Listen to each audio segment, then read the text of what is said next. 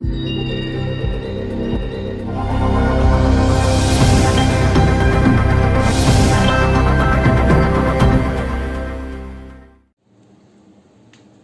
Morning friends, hope you are fine. कल काफ़ी सारे टेक्निकल इश्यूज रह गए थे, हम इम्प्रूव करने की कोशिश कर रहे हैं। सपोर्ट करते रहिएगा, मिलके इम्प्रूव करते रहेंगे।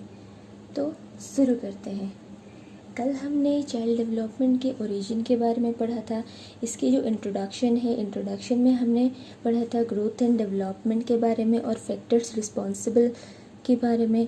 फिर difference between growth and development के बारे में हमने पढ़ा था। रिलेशन क्या है ग्रोथ एंड डेवलपमेंट में, वृद्धि और विकास में। कॉन्सेप्ट ऑफ ग्रोथ भी हमने पढ़ा था। जैसे कि ग्रोथ एंड डेवलपमेंट का जो इंट्रोडक्शन पार्ट था, उसमें हमने देखा था कि ग्रोथ कैसे होता है, ग्रोथ एंड डेवलपमेंट के बीच में अंतर क्या है, सामंजस्य क्या है, इन सब के बीच में हमने कल डिस्कस किया था। तो आज हम डिस्कस करने वाले हैं स्टेजेस ऑफ ग्रोथ। वृद्धि के जो स्टेजेस हैं वो हम डिस्कस करने वाले हैं। तो जनरली स्टेजेस ऑफ ग्रोथ में आता है pre Nuttall stage and post Nuttall stage. तो प्री नटल स्टेज हमारा होता है 40 वीक्स का, जो कि प्रसव पूर्व अवस्था है। प्रसव पूर्व अवस्था का मतलब है क्या?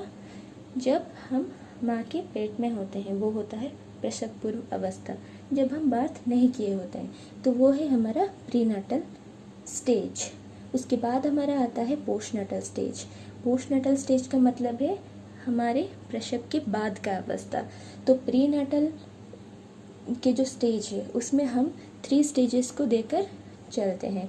जैसे कि फर्टिलाइज्ड ओव्यूम जो कि 2 वीक्स तक का होता है, एम्ब्रियोनिक स्टेज जो कि 2 to 8 वीक्स का होता है, फिर आता है फॉयटस स्टेज जो कि 2 to 10 मंथ्स का होता है, फिर होता है हमारा बर्थ। तो फिर आता है पोस्टनैटल। पोस्टनैटल में हम कवर अप करते हैं क्या? इन्फेंसी को कवर करते हैं। उसके बाद हमारा आता है चाइल्डहुड में हम एंट्री करते हैं। उसके बाद जो चाइल्डहुड है वो उसका 3 स्टेजेस होता है। अर्ली चाइल्डहुड होता है, मिडिल चाइल्डहुड होता है और लेट चाइल्डहुड होता है। चाइल्डहुड के बाद हम एंट्री करते हैं एडोलेसेंस में। एडोलेसेंस के बाद हम एंट्री करते हैं एडल्टहुड में। तो यहाँ पे हमने मैच्योरेशन लिखा हुआ है। मैच्योरेशन एक ऐसा टर्म है जो सिर्फ न कि फिजिकली को मेंटेन करता है, ऑल्सो साइको एनालिटिक को भी वो कवर अप करता है। जैसे कि परिपक्व होना, मतलब कि ऐसा नहीं है कि सिर्फ हम अपनी फिजिकल मैच्योरिटी गेन कर रहे हैं, ऐसा नहीं है कि हम सिर्फ अपने जो ऑर्गन्स हैं, अपने जो बॉडीली पार्ट्स हैं, वही हमारे परिपक्व हो रहे हैं, पर इसके साथ साथ जो फिज़िकल एस्पेक्ट है, इसके साथ साथ हमारे जो साइको एनालिटिक प्रोसेस है वो भी काफ़ी डेवलप हो चुका होता है जब हम मैच्योर होते हैं, परिपक्व होते हैं। तो इन सब स्टेजेस के बारे में हम थोड़ा बहुत डिस्कस करेंगे। तो देखते हैं पहले प्रीनाटल स्टेज।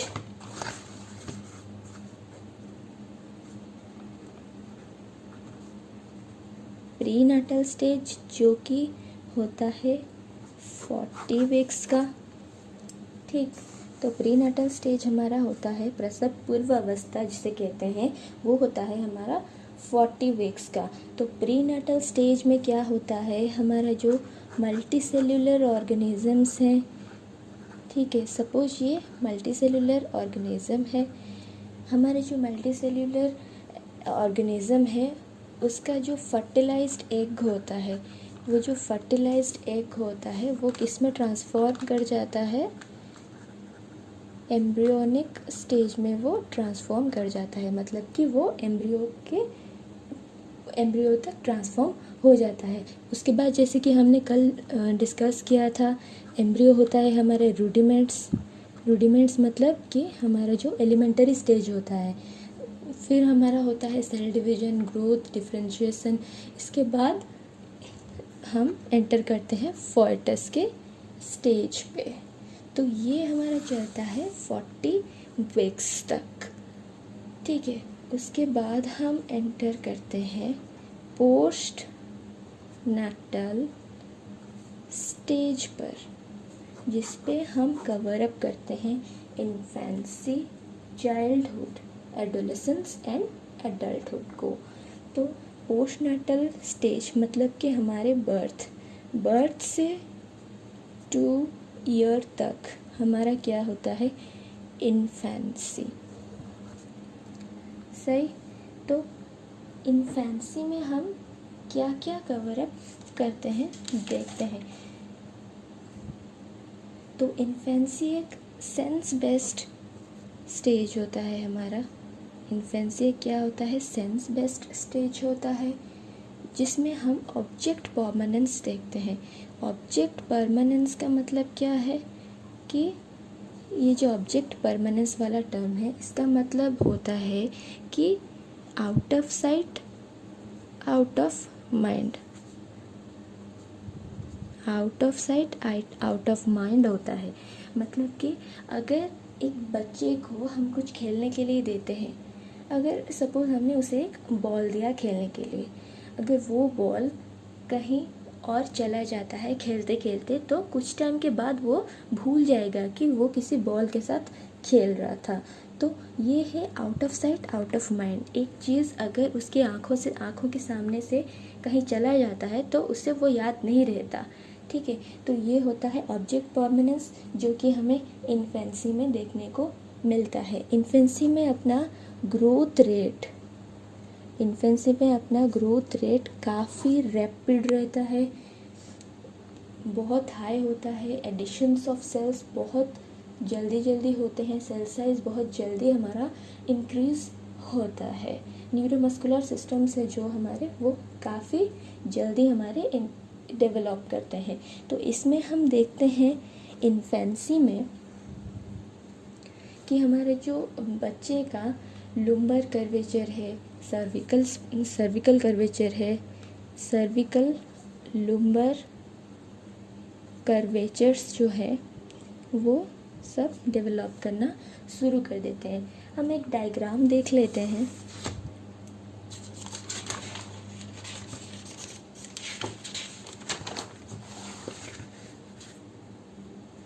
ज़्यादा डिजिटली नहीं कर सकते, इसलिए मैं कुछ डायग्रामेटिकली आपको दिखाना चाहती हूँ। तो ये देखिए, ये हमारा रहा बैकबोन, जिसे बोलते हैं वर्टिकल कॉलम। तो इसमें हमारा 4 पार्ट्स होते हैं, जिसे एक है सर्विकल कर्वेचर, और एक है थोरेसिक कर्वेचर, लुम्बर कर्वेचर, और एक है सैक्रल कर्वेचर। तो ये जो पोर्शन है ये है सर्विकल कर्वेचर, और ये जो पोर्शन है थोरेसिक कर्वेचर, सैक्रल कर्वेचर और लुम्बर कर्वेचर।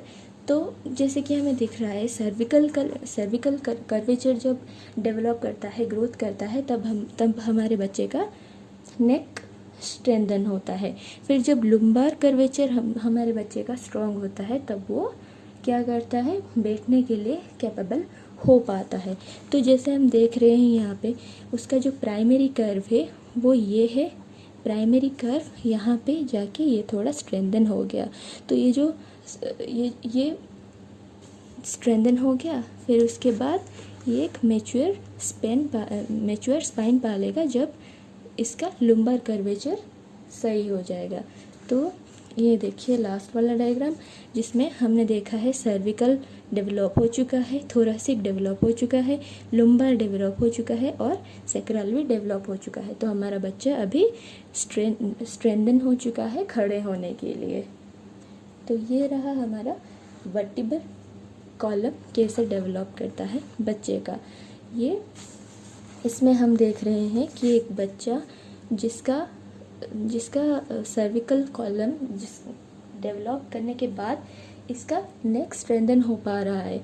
तो 4 नेचुरल कर्व्स जो है वर्टिब्रल कॉलम में, उसके जो सर्विकल कर्वेचर है वो और लुम्बर कर्वेचर है वो दोनों 2 to 4 मंथ्स में हेड एंड नेक को कंट्रोल करने में हेल्प कर लेते हैं।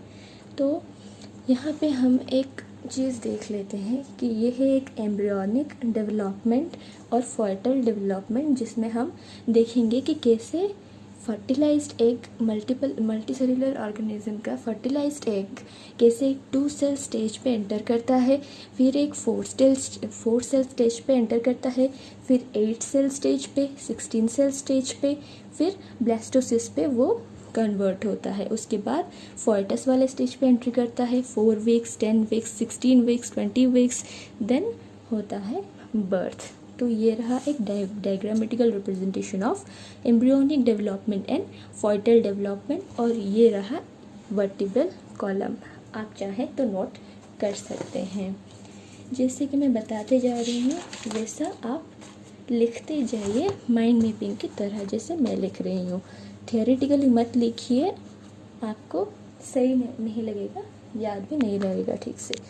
तो इन्फेंसी में हम ये सब देखते हैं कि हमारे जो सर्विकल लुम्बर कर्वेचर है वो ग्रोथ करता है, नेक एंड बैक को हमारा स्ट्रेंथन करने के लिए हेल्प करता है, ग्रोथ रेट काफ़ी रैपिड होता है, ऑब्जेक्ट परमानेंस दिखता है, out of sight out of mind जिसे बोलते हैं, सेंस बेस्ड होता है जिसे हम सेंसरी मोटर भी कह देते हैं पियाजे के भाषा में। तो पियाजे एक साइकोलॉजिस्ट हैं, उनके थियोरी के बारे में भी हम पढ़ेंगे। तो इसके बाद आ जाते हैं क्या, इन्फेंसी के बाद आ जाता है चाइल्डहुड। तो चाइल्डहुड कैसे स्टार्ट होता है, एंड ऑफ इन्फेंसी से, और एंड ऑफ इन्फेंसी से एडोलेसेंस के स्टार्ट होने तक हमारा चाइल्डहुड चलता है। तो अब देख लेते हैं थोड़ा चाइल्डहुड के बारे में। चाइल्डहुड, जैसे कि हमने देखा है चाइल्डहुड 3 स्टेजेस से जाता है, एक है अर्ली, एक है मिडल, और फिर आता है लेट। सही। तो हमारे जो अर्ली चाइल्डहुड है उसमें होता है हमारा मिल्क टीथ का इरप्शन होता है, 2 to 7 ईयर्स तक का होता है हमारा जो अर्ली चाइल्डहुड है। फिर जो मिडिल चाइल्डहुड है इसमें हम देखते हैं परमानेंट टीथ देखते हैं जो कि 7 to 11 ईयर्स का होता है। फिर हम देखते हैं लेट चाइल्डहुड जिसको कि बोलते हैं प्री पर्बर्टी, जो कि हमें पता है एडोलेसेंस हमारा पर्बर्टी स्टेज है, तो ये है हमारा प्री पर्बर्टल स्टेज। इसमें हमारा स्टीडी ग्रोथ होता है, रैपिड नहीं होता बट स्टीडी ग्रोथ होता है, हमारे ग्रोथ एंड डेवलपमेंट होता है। कहाँ तक, हमारे मैच्योरेशन तक। हम जब तक परिपक्व नहीं हो जाते इसका ग्रोथ तब तक चलता रहता है। तो ये रहा हमारा चाइल्डहुड। और क्या है चाइल्डहुड में, जैसे कि हम देख रहे हैं लेटर चाइल्डहुड एक ट्रबलसम एज होता है जिसे हम बोल देते हैं गैंग एज। ठीक है, गैंग एज बोलते हैं हम लेटर चाइल्डहुड को। ट्रबलसम एज भी बोल सकते हैं। फिर क्या होता है, इसमें हम लेट चाइल्डहुड में हमारा बच्चा मास, नंबर, एरिया, इन सब चीज़ों को काफ़ी अच्छी तरह से सीख पाता है। तो ये सब हो गया हमारा चाइल्डहुड के बारे में। फिर आ जाता है एडोलेसेंस को। एडोलेसेंस वाले स्टेज में हम क्या देखते हैं, एडोलेसेंट एक पर्बर्टी और एडल्टहुड के बीच का, पर्बर्टी से एडल्टहुड के बीच का पीरियड होता है। उसमें हम देखते हैं कि बहुत सारे हार्मोनल एक्टिविटीज़ होते हैं। ठीक है, उसमें हम देखते हैं कि बहुत सारे हार्मोनल एक्टिविटीज़ होते हैं जब तक कि हमारे सेक्सुअल मैच्योरिटी होना स्टार्ट हो जाता है एडोलेसेंस में, पर कंप्लीट नहीं होता एडोलेसेंस में, वो जाकर एडल्टहुड में कंप्लीट होता है। तो इसमें हम देखते हैं काफ़ी हार्मोनल एक्टिविटीज़ आते हैं, ग्रोथ स्पर्ट होते हैं। सही है, स्पर्ट का मतलब है काफ़ी ज़्यादा होना। तो हार्मोनल एक्टिविटीज़ हम देखते हैं, सेक्सुअल मैच्योरिटी हम देखते हैं इस स्टेज पे। बॉयज़ के अंदर ये हम देखते हैं 12 से 15 एज में, जबकि गर्ल्स में ये 2 साल पहले हो जाता है, 10 साल में। तो इसमें हम काफ़ी चेंजेस देखते हैं हमारे रिप्रोडक्टिव ऑर्गन्स में, काफ़ी चेंजेस देखते हैं कि इसमें रिप्रोडक्टिव ऑर्गन्स में, क्योंकि हार्मोनल एक्टिविटीज़ होते हैं हमारे जो सेकेंडरी सेक्सुअल कैरेक्टर्स हैं वो डेवलप करते हैं। सेकेंडरी सेक्सुअल कैरेक्टर्स जो हैं वो हमारे डेवलप करते हैं। जैसे कि आप एग्जांपल ले सकते हैं बॉयज़ का जो एडम्स एप्पल का बड़ा होना, और गर्ल्स के शेप एंड साइज चेंज करना बॉडी का। तो ये सब कुछ हो सकता है, ये सब होता है एडोलेसेंस ग्रोथ स्पर्ट का रिजल्ट। तो एडोलेसेंस पीरियड को S3 के हिसाब से भी स्टेनले हॉल ने कहा था, स्ट्रेस स्ट्रोम एंड स्ट्राइफ वाला ये एज होता है। स्ट्रेस स्टोम एंड स्ट्राइफ वाला ये एज होता है। इसमें काफ़ी सारे प्रॉब्लम्स दिखते हैं, काफ़ी सारे आइडेंटिटी क्राइसिस दिखते हैं, ठीक है, काफ़ी सारे आइडेंटिटी क्राइसिस हम देखते हैं, बहुत सारे प्रॉब्लम्स होते हैं, क्योंकि हमें उस टाइम पे पता नहीं चलता कि हम एक्चुअली में क्या एडल्ट हो गए हैं या चाइल्डहुड में ही हैं। तो ये एक टाइप का रिपीटिशन होता है हमारे इन्फेंसी स्टेज का, जिसमें हम नहीं जानते हैं कि हम एक्चुअली में क्या है। तो इसमें हमारा इंटेंस सोशलाइजेशन हो जाता है। इंटेंस सोशलाइजेशन हम देखते हैं किस स्टेज में, एडोलेसेंस में। तो एडोलेसेंस को हम बाद में काफ़ी अच्छे से डिस्कस करेंगे किसी और सिंगल वीडियो में। फिर आ जाते हैं हम एडल्टहुड में। एडल्टहुड में क्या होता है? एडल्टहुड के लिए हमें कौन प्रिपेयर करता है? हमारे जो एंडोक्राइन ग्लैंड्स है वो हमें प्रिपेयर करता है। जो एंडोक्राइन ग्लैंड्स है जिससे पिट्यूटरी हार्मोन सिक्रेट होता है, पिट्यूटरी हार्मोन सिक्रेट होता है, ये कंट्रोल करता है हमारे एडल्टहुड को और प्रिपेयर हमें करता है एडल्टहुड के लिए, जिसमें हमारा रिप्रोडक्टिव मैच्योरिटी हमारा बिगिन करता है, पर कंट्रोल नहीं, स्टॉप नहीं करता जब तक कि 40 to 45 ईयर्स के हम हो नहीं जाते। तो ये कहाँ तक एक्सटेंड करता है? अप टू 40 to 45 ईयर्स तक का एक्सटेंड करता है। तो इसे कंट्रोल करता है पिट्यूटरी हार्मोन्स। तो ये रहे कुछ एनालिसिस स्टेजेस ऑफ ग्रोथ का। तो आज के लिए इतना ही। हम इसमें सिर्फ स्टेजेस ऑफ ग्रोथ देखने वाले थे। कल हम देखेंगे डेवलपमेंट के बारे में। डेवलपमेंट के अंदर जो डोमेन्स आते हैं उसके बारे में हम डिस्कस करेंगे। जो 5 डोमेन्स आते हैं, मेजर 3 डोमेन्स आते हैं, तो हम उसे कल डिस्कस करने वाले हैं। So I hope you got a glance about growth and development. फिर मिलते हैं अपने चैनल, आपके चैनल ड्रीम विंग्स पर। Till then be safe, keep learning, सीखते रहिए, सिखाते रहिए। और for any query you can contact me on my Instagram और Facebook ID। And please subscribe करना मत भूलिएगा और उस बेल आइकॉन को दबाना मत भूलिएगा। Please keep supporting friends. Thank you.